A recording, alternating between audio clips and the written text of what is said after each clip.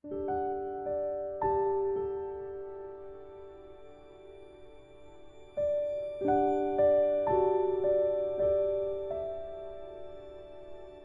চা বাগানে দাঁড়িয়ে সামনের হাতছোঁয়া পাহাড় সারিগুলোই সিকিমের।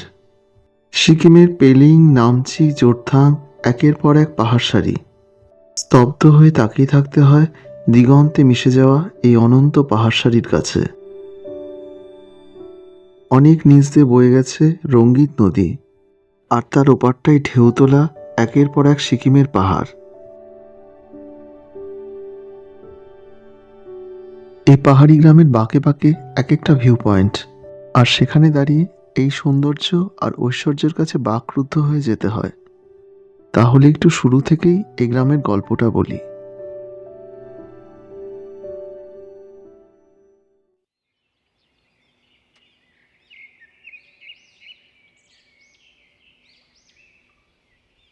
ইচ্ছে গ্রামের এভিয়ানা হোমস্টের বুকে একটা নতুন দিন এসে পড়ছে।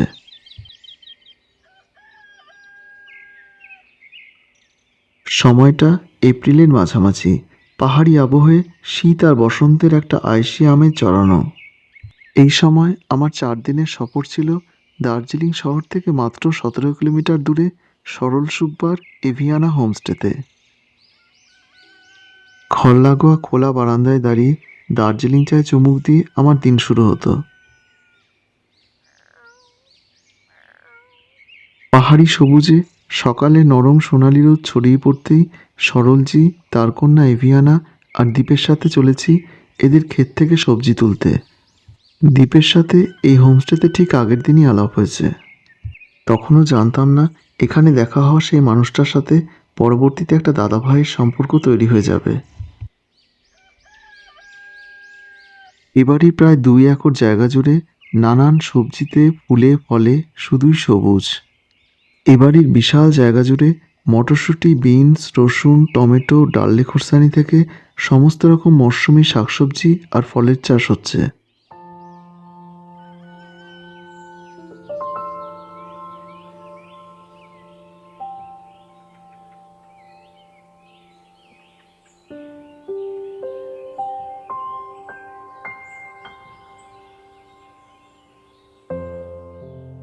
শিলিগুড়ি থেকে প্রায় 85 কিলোমিটার দূরে এক শান্ত সবুজ গ্রাম, আর সেখানে সরলজির পরিবারের সারল্য আর আতিথেয়তায় আমাকে এতটাই আপন করে যে বাদামতামের এই ইচ্ছে গ্রাম আমার ভ্রমণ অভিজ্ঞতায় একটা অন্যতম অধ্যায় হয়ে থাকবে। ইভিয়ানা অনেক ভোরে উঠে পড়ে। এখন বিনস তোলার কাজে তার ছোট্ট হাত দিয়ে তার বাবাকে সাহায্য করে দিচ্ছে। এ বাড়িতে গরু, ছাগল, হাঁস, মুরগি, খরগোশ সবাই আছে। নামে হোমস্টে হলেও আমার কাছে এটা ফার্মস্টেই। সবজি তোলার ফাঁকে ফাঁকে অনেক ছবিও তোলা হলো। হাসি খুশি প্রাণোচ্ছল দ্বীপ আমার পাশের ঘরেই উঠেছিল। এই প্রকৃতির কোলে এই মানুষটার সাথে পরিচয়টাও আমার কাছে একটা প্রাপ্তি হয়ে থাকবে।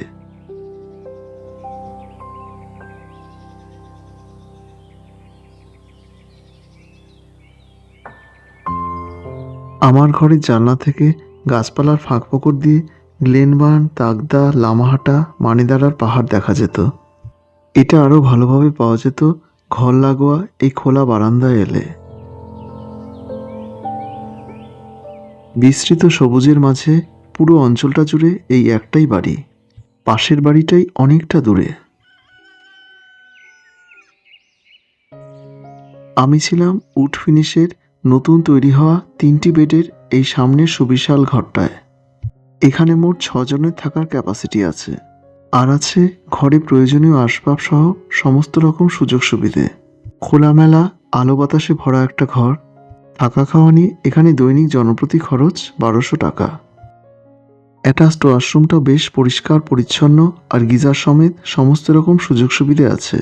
এই হোমস্টে 4টে ঘরে মোট 15 জন পর্যন্ত থাকতে পারে।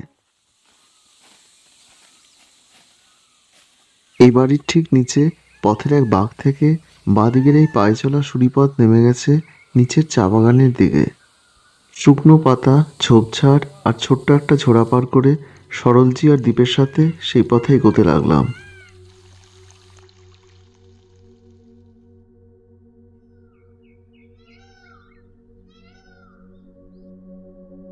এটা বাদামতাম চা বাগানেরই একটি অংশ, আর এই অংশে চা বাগানের গাছে গাছে অসংখ্য ময়ূরের বাস।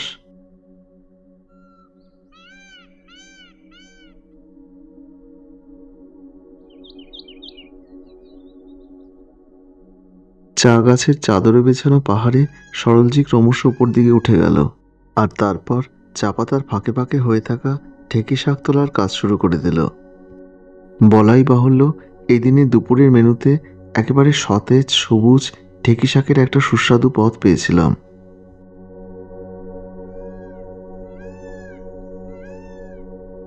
সরলজির পিছু পিছু আমরাও চা বাগানের ঢাল ধরে উঠতে থাকলাম। গোড়ার মাটি আলগা হওয়ার কারণে এই গাছটা ঝড় বৃষ্টিতে কিছুদিন আগে পড়ে গেছে।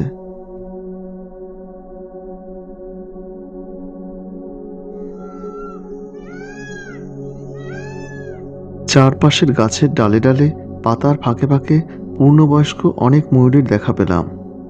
গ্রামের এই অংশটা যেন পৃথিবীরও নির্জনতম প্রান্তের একটি, তাই পুরো এই অঞ্চলটা এদেরও একটা নিশ্চিন্ত বাসস্থান।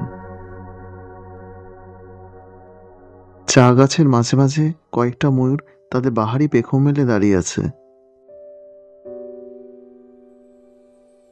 গাছপালার ফাঁকে ফাঁকে ওই আবছা ছবি হয়ে যাওয়া পাহাড়টাই সাউথ সিকিম আর কালিম্পংয়ের পাহাড়।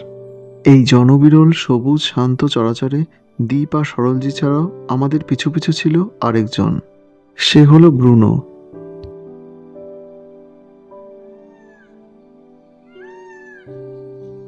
ঊনবিংশ শতকের মাঝামাঝি গড়ে ওঠা এই চা বাগানটি এই অঞ্চলের অন্যতম সেরা অর্গানিক চা বাগান, এখন যেটা গুডরিক কোম্পানির অধীনে।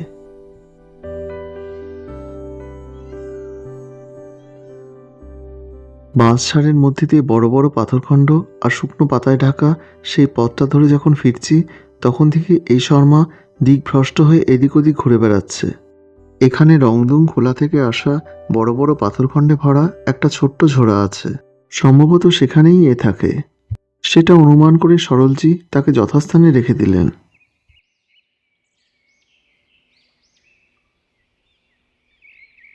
গ্রামের একজন পিঠে বাঁশের ঝুড়ি নিয়ে এই জঙ্গলে গবাদি পশুর খাদ্য সংগ্রহে এসেছিলেন। এখান থেকে মাত্র 2 মিনিটের হাঁটাপথে যখন হোমস্টেতে ফিরি, তখন আকাশ কালো করে ঝড় শুরু হয়ে গেল। এপ্রিলের এই সময়টা পাহাড়ের আবহাওয়া এরকমই অনিশ্চিত থাকে। সামনের শাল সেগুন শিরীষের পাতায় তখন শুধুই ঝড়ো হওয়ার শব্দ। হোমস্টের সামনে বাঁশের তৈরি খোলা জায়গাটা থেকে কালো হয়ে আসা দূরের পাহাড় আর চারপাশের জঙ্গলে তখন শুধুই প্রবল হাওয়ার ছাপটা। এ বাড়ির পাশ ঘেঁষা এই মাটির পথটাই পাক খেতে খেতে ক্রমশ পাহাড়ের উপর উঠে গেছে। এই পথ ধরেই দার্জিলিং থেকে লেবং হয়ে আমরা এখানে আসি, আর এই মেঠো পথটাই ক্রমশ বাঁক নিয়ে নেমে গেছে নিচে রংদুং খোলার দিকে। নিচের গ্রাম থেকে 2-3টে সার্ভিস গাড়ি সারাদিনে এ পথে যাতায়াত করে।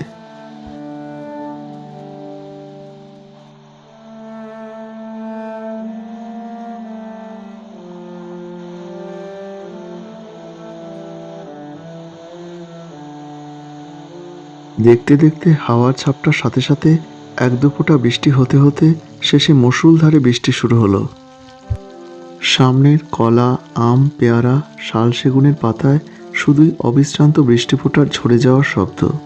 সকালে রোদ ঝলমলে দিনটা রাতারাতি বদলে গেল প্রায় রাতে। এর মধ্যেই সরলজি শ্রী রিনাজি এসে দুপুরের খাবার দিয়ে গেলেন। সেই চা বাগানে তোলা ঢেঁকি শাক, স্যালাড, গরম গরম মাংসের ঝোল, আলু পেঁয়াজের ভাজা, ডাল, আচার আর গরম গরম ধোয়া ওঠা ভাত। খড়ের ছাউনি দেওয়া বাঁশের এই খোলা জায়গাটায় খেতে খেতে রিনাজির সাথে আমার মায়ের অনেক গল্প হতো। একসময় সব মেঘ, সব বৃষ্টি শেষ হয়ে আবার আগের জায়গায় এই পাহাড় ফিরে এলো। একটু আগের সামনের এই ঝাপসা পাহাড়টাই এখন সোনালি আলোয় ঝলমল করছে।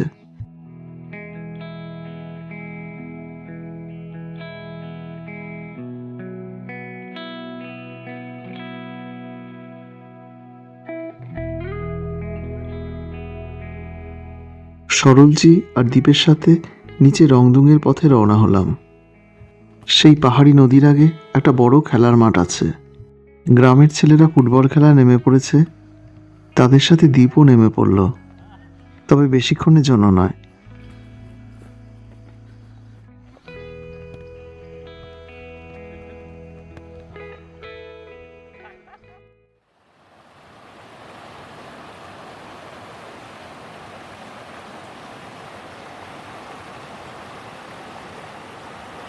এটাই রংদুম খোলা।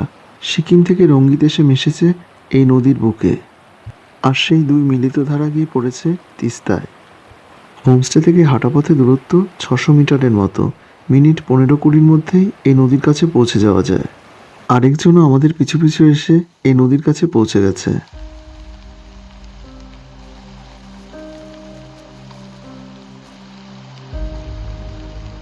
নদীর বুকে একটা বহু পুরনো বাঁশের সেতু আছে, সেটা পেরিয়ে ওপাশের পাহাড়ের গ্রামগুলোতে যাওয়া যায়। বাদামতামের ওপর আমার প্রথম ভিডিওতে সরলজির সাথে সেই ছবির মতো পাহাড়ি গ্রাম সফরের বিস্তারিত বর্ণনা তুলে ধরা আছে। লিংক এই ভিডিওর ডেসক্রিপশন বক্স, এন্ড স্ক্রিন আর আই বটন সর্বত্র দেওয়া থাকলো।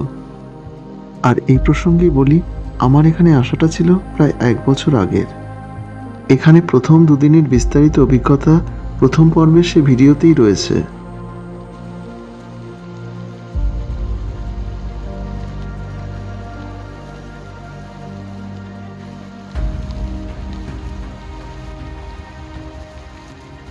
এই গ্রামের একদিকে রঙ্গিত, আরেকদিকে এই রংদুম, আর বাকিটা জুড়ে আছে চারপাশে ঢেউতোলা সব পাহাড় সারি, পাহাড়ের ঢাল জুড়ে চা বাগান, জঙ্গল, সারাদিন নদীর কলতানে আর অজস্র পাখির কুজনে ভরা এই গ্রাম একদম ছবির মতন।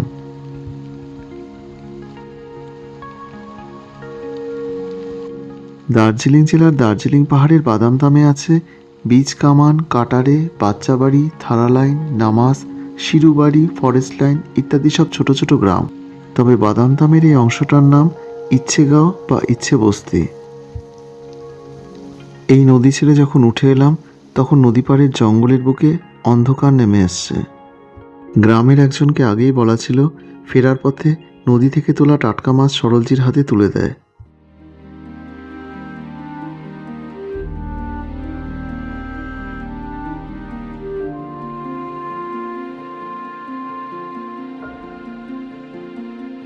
হোমস্টের সামনে এরকম পাহাড় থাকলে আমার সারাদিনের অপেক্ষা থাকে সন্ধ্যার জন্য।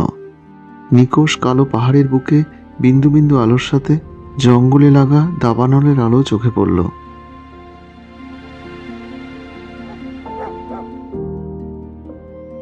আকাশে চাঁদের আলো আর নিচে পাহাড়ের আলো মিলে একটা রূপকথা তৈরি হলো।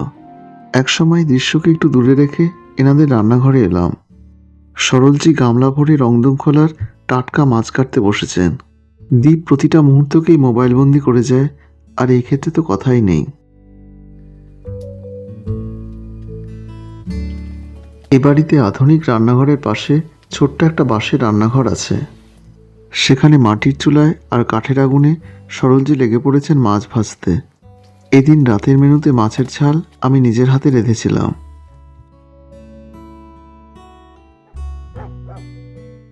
খাওয়া দাওয়ার পর অনেক রাত অবধি চাঁদের আলোয় ধুয়ে যাওয়া এই পাহাড় বাসে আমাদের আড্ডা চলল।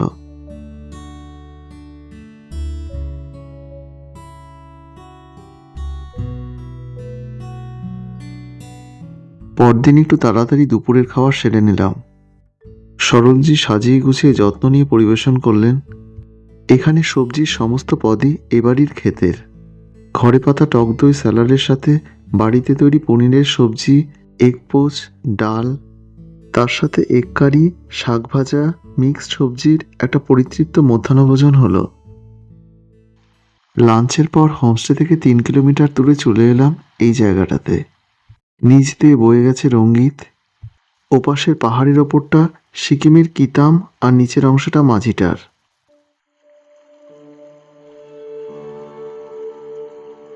সিকিম আর এ রাজ্যের সংযোগকারী এটা হলো মাঝিটার হ্যাঙ্গিং ব্রিজ। ব্রিজে দাঁড়িয়ে নিচ দিয়ে বয়ে চলা রঙ্গিত আর সামনের পাহাড় সারির ছবি মুগ্ধ করে দেয়। সিকিমের অংশে রঙ্গিতের পাড়েই আছে একটা রিসর্ট।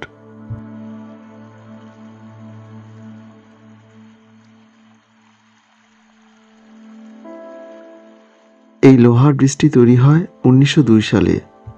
ব্রিজ পেরিয়ে সিকিমের অংশে যেতেই একটা ফলকে সেই লেখা পেলাম।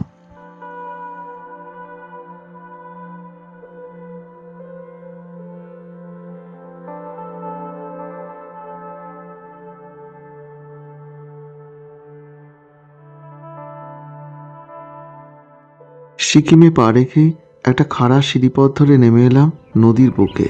ওঠানামায় অসুবিধা বলে আমার মা বসে রইলেন সরলজির চেনা পরিচিত এক বাড়িতে। এই ভেঙে পড়া থামটায় একসময় নদীর জল মাপা হতো। রঙ্গিতের বুক জুড়ে অজস্র ছোট বড় পাথরখণ্ডের মাঝে অনেক ছোট ছোট জিনিস চোখে পড়ল।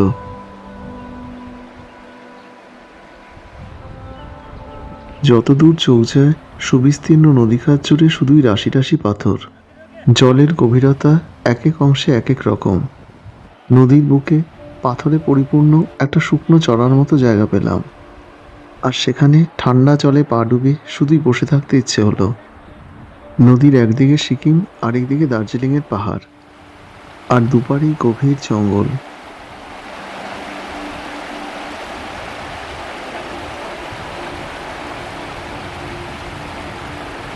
এই দিনটা ছিল বাংলা বছরের প্রথম দিন। পয়লা বৈশাখের সেই সকালে এরকম প্রকৃতির সাথে কাটানোটাও একদম অন্যরকম একটা ব্যাপার হয়ে থাকলো।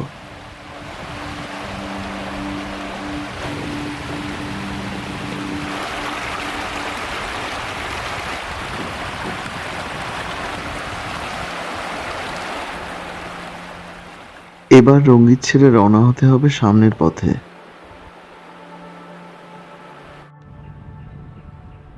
পেছনে একটা গোটা নদী পড়ে রইল। সেই ঝোপ জঙ্গলের মধ্যে ওপর থেকে নামা সিঁড়িপথটা ধরেই আবার উপর দিকেই উঠে এলাম।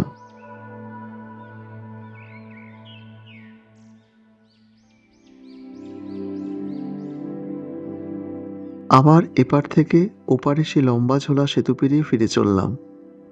এপ্রিলের এই সময়টা পাহাড় জুড়ে এরকম ছোট ছোট সাদা কৈরালু ফুল হয়। বাদামতামের অংশে ব্রিজের আগে ডান হাতে একটা মাটির পথ চলে গেছে। সেই এক চিলতে পথের পাশের পাথরের পাহাড়ের গাটা এতই বিচিত্র বর্ণের যে আবার একটা মুগ্ধতা তৈরি করলো। এই জায়গাটা থেকে আমরা চলে এলাম প্রায় 500 মিটার দূরত্বের ছেপিখোলার কাছে। সিকিমেরই অন্তর্গত আরেকটি নদী। ওপরের ব্রিজের একপাশে গাড়ি পার্ক করে আমরা নদী চরে নেমে এলাম। এখানে দুপাশে পাথরের প্রাচীরের মধ্যে একটা ন্যাচারাল সুইমিং পুলের মতো আছে। বরফ ঠান্ডা জল, যেমন গভীর তেমন স্রোত আছে, তাই সাঁতার না জানলে খুব কাছে যাওয়া মুশকিল। এদের দুজনের হুটোপাটি তাই অনেকটা দূর থেকেই আমাকে দেখতে হলো। কিছুটা দূর থেকে অবশ্য আমিও ওই স্নানের মজা নিয়েছিলাম।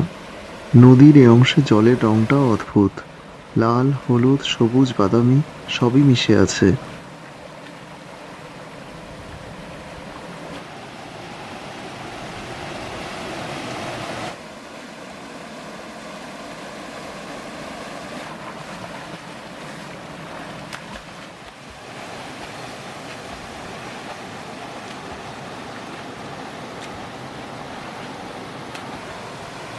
ছেপিখোলায় অনেক ঝাপাঝাপি করে শেষ পর্যন্ত এই শর্মা উঠলেন।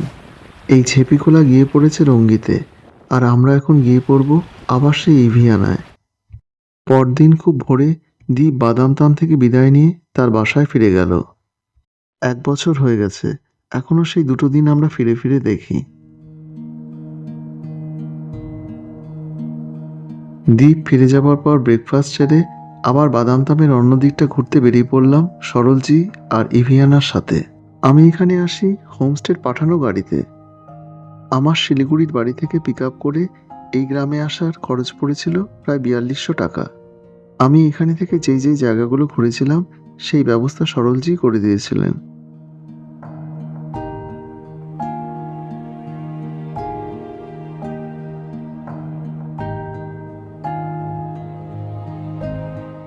এখান থেকে কাছপিঠের জায়গাগুলোর মধ্যে দার্জিলিং, লেবুং, ঘুম, তাগদা, লামাহাটা, বিজনবাড়ি, মানেদারা, গ্লেনবার্ন ইত্যাদি জায়গা আছে।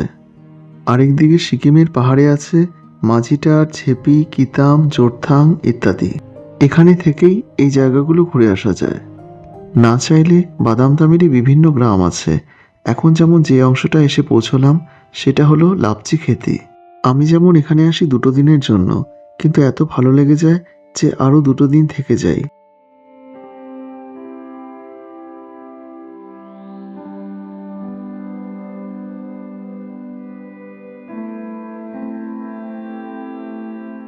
শেয়ার গাড়ির ক্ষেত্রে প্রথমে আসতে হবে শিলিগুড়ি থেকে দার্জিলিং। শিলিগুড়ি জংশন, দার্জিলিং মোড় ইত্যাদি জায়গা থেকে সারাদিনে দার্জিলিং যাওয়ার প্রচুর শেয়ার গাড়ি আছে। দার্জিলিংয়ের বাস স্ট্যান্ডের কাছে বাদামতাম স্ট্যান্ড থেকে শেয়ার গাড়ি আছে সকাল 11টা থেকে বিকেল 4টে-5টে পর্যন্ত। সেটি আসে বাদামতামের বাচ্চাবাড়ি স্ট্যান্ড পর্যন্ত। সেখান থেকে চা বাগানের মধ্যে দিয়ে একটা 1.5 কিলোমিটারের ঢালু অফ রোড আছে, তার জন্য আলাদা গাড়ি বা বাইকের ব্যবস্থা করে দেন সরলজি। আর এই গাড়ি চেঞ্জ করার ব্যাপারটা না চাইলে দার্জিলিং থেকে রিজার্ভ করে ইভিয়ানা হোমস্টেতে আসা যায়। সেক্ষেত্রে ভাড়া পড়বে 1500 টাকা। দার্জিলিং থেকে বাদামতাম মিনিট 50-এর মধ্যেই চলে আসা যায়।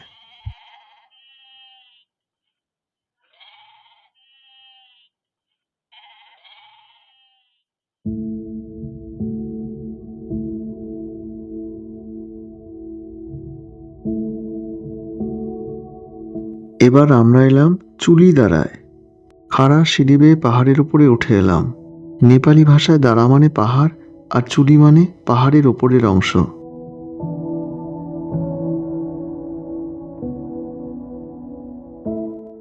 একটা টিলা মতো পাহাড়, তার ওপরটা পুরো সমতল। আনুমানিক 1999 সালে এখানে ব্রোঞ্জের বুদ্ধমূর্তি স্থাপন করা হয়।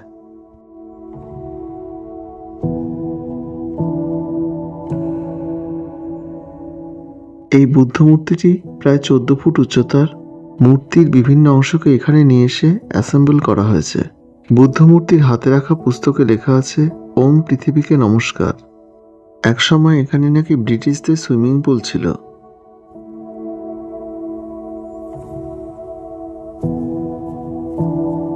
এখানে দাঁড়িয়ে সামনের যে হাত দিয়ে ছুঁয়ে দেওয়া দূরত্বের পাহাড়টা দেখা যায় সেটা সাউথ সিকিম।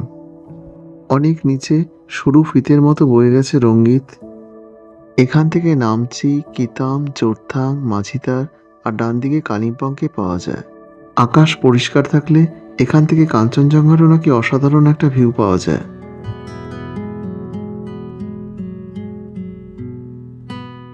এরপর পা বাড়ালাম প্রার্থনা পতাকায় মোড়া একটা পুরনো মনাস্ট্রির পথে।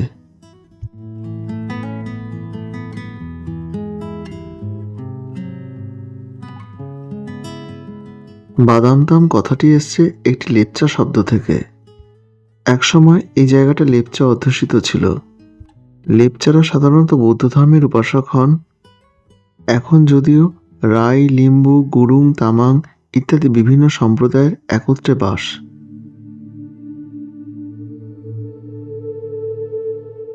এদিনের সফরে সবশেষে চলে এলাম 14 নম্বর ভিউ পয়েন্টে, যেটা বাদামতাম চা বাগানের সর্বোচ্চ অংশ।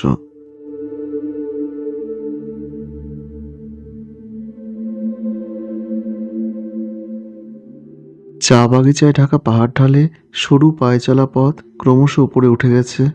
সে পথের শেষ অংশে এসে সিকিমের একটা সুবিশাল পাহাড় সারিকে পেলাম।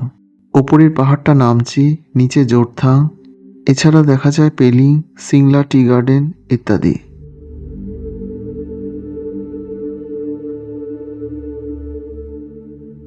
পাহাড়ের এই বিশালত্বের কাছে বাকরুদ্ধ হয়ে দাঁড়িয়ে পড়লাম। অনেক নিচ দিয়ে রঙ্গিত এঁকে বেঁকে নিচের মতো করে বয়ে গেছে।